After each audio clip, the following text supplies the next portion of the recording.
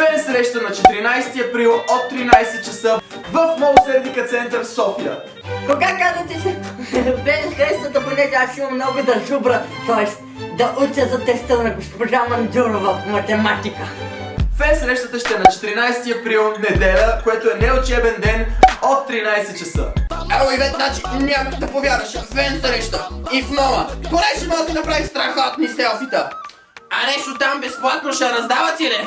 Че да знам дали да дойда. Да, точно така, на фен срещата ще има най-различни игри и забавления, ще може да спечелите лимитирани тениски на The Boxing Antelope, чаши, гривни, а всеки, който дойде на 100% ще получи стикери на The Boxing Antelope. А ти си топ, материал е жесток, топ. Прекъсваме за важно съобщение. Бе, какво ще е това важно съобщение, че тук да ми прекъснете Галина и Преслава? Фен среща, бе, тук.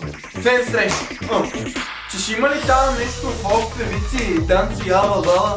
За фолк певици не знам, но обаче съм ви подготвил страхотна шоу програма с танци, пеене, музика и много други изненади, които нямам търпение да видите.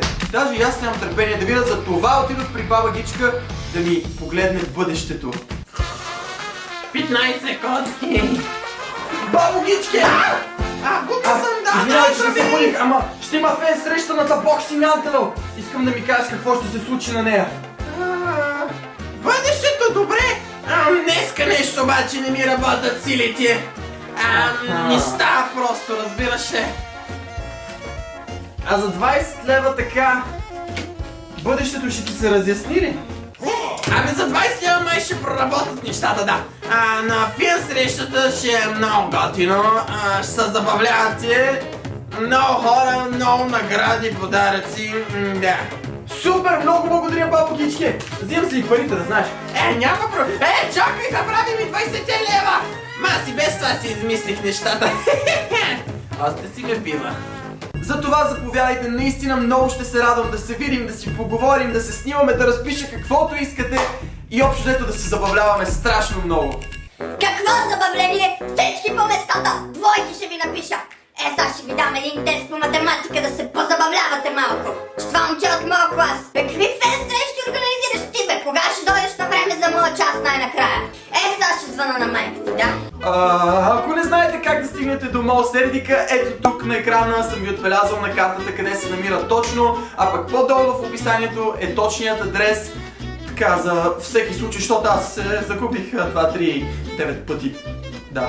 Супер много се надявам да ви видя всичките на 14 април в неделя от 13 часа в мола. Моля, споделете видеото във всичките ви социални мрежи, Instagram, Facebook, Viber и така нататък, приятели и роднини, за да може да стигне до колкото може повече хора. Обичам ви страшно много, хаштаг антилопари. Ако още не сте го направили, моля цъкнете тук червения бутон абонирам се, за да се присъедините към хаштаг антилопското семейство. Други видеа може да гледате като цъкнете тук или тук. Останете все така готини, позитивни и другата събота от 10 часа пак. И бам!